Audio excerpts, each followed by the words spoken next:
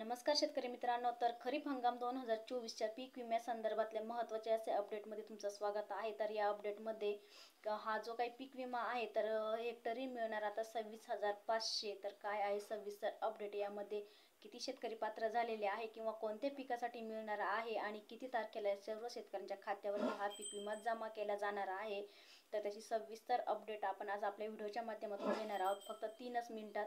तर खूप सारे व्हिडिओ बघण्यापेक्षा एकाच व्हिडिओ पूर्ण बघा, व्हिडिओ कुठे स्क्रिप्ट करू नका, जेणेकरून तुमचा पीक विमा का मिळालेला नाही किंवा कधी मिळणार आहे, किती तारखेला पीक विमा जमा होणार आहे, याचा सविस्तर अपडेट आज आपण व्हिडिओच्या माध्यमातून बघणार आहोत। किंवा या पीक विम्यासाठी किती शेतकरी पात्र झालेले आहे किंवा किती जिल्हे पात्र झालेले आहे।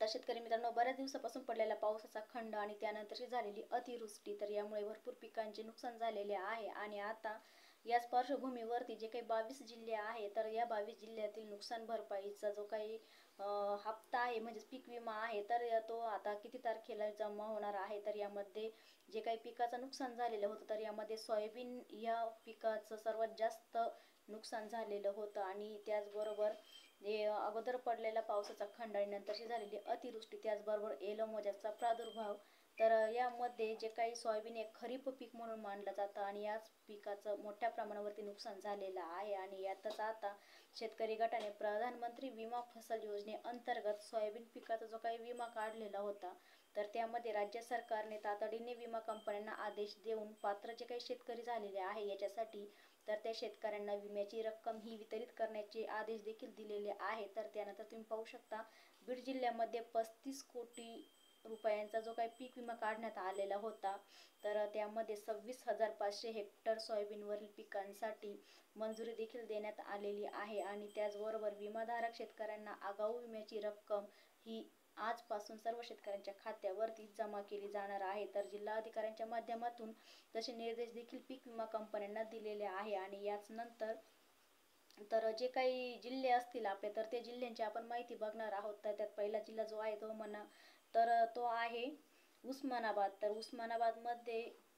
उस्मानाबाद जिल्ह्यामध्ये परभणी, जामखेड, उमठा, बडेगाव, टाकळी, इंगळी, परभणी, त्याचबरोबर हदगाव, कासमपुरी, सावणी या ग्रामीण व शहरी भागांसह जिल्ह्यात भरातील 36 जे काही विमा धारक आहे, तर तो सोयाबीन पिकांसाठी आगाऊ पीक विम्याची रक्कम देखील मंजूर करण्यात आलेली आहे। तर याच्यामध्ये यात जे काही शेतकरी आहे, ज्या शेतकऱ्यांनी आपला पीक विम्याचा हप्ता हा भरलेला आहे, अशा शेतकऱ्यांना सुद्धा अग्रिमची जी काही रक्कम आहे ती लवकर त्यांच्या खात्यावरती जमा केली जाणार आहे। तर आजपासून ही रक्कम जमा केली करणारे असे निर्देश देखील जिल्हा अधिकारी यांच्या माध्यमातून देण्यात आलेले आहे। तर त्याचबरोबर लातूर जिल्हा असेल, तर लातूर जिल्ह्यामध्ये सुद्धा महनसा, ब्राह्मणी, बुद्रुकवाडी, धानोटा, ओढी, आडगाव, चारठाण, पूर्णा, कलेश्वर, चुडाव, कतलगाव, त्याचबरोबर पालम, चाटोती, वसमत, वाळुंज, त्याच्यानंतर कुष्टा इत्यादी जी काही गावं आहे, तर त्या गावातील शेतकऱ्यांना सुद्धा सोयाबीन पिकाचा पीक विमा वाटप करण्यास सुरुवात झालेली आहे। त्यानंतर देऊळगाव असेल, तर देऊळगाव, इटखेड, चिखलठाणा, नाटेगाव, मानवत, त्याचबरोबर कोहळी, तापोळी, खुर्द, दाभोळगाव, गंगाखेड, त्याचबरोबर महतपुरी, तामसी,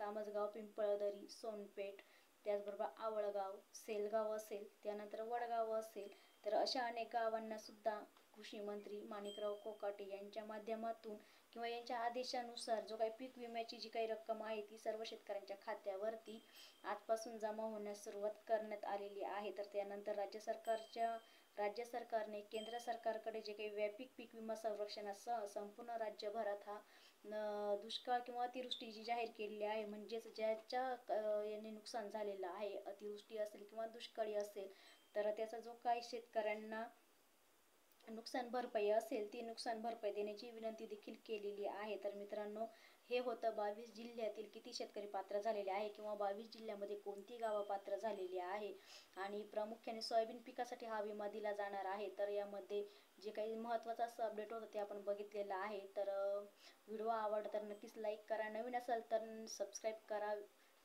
पुन्हा भेटू अशाच एका नवीन व्हिडिओ सोबत, पण सर्वांना धन्यवाद।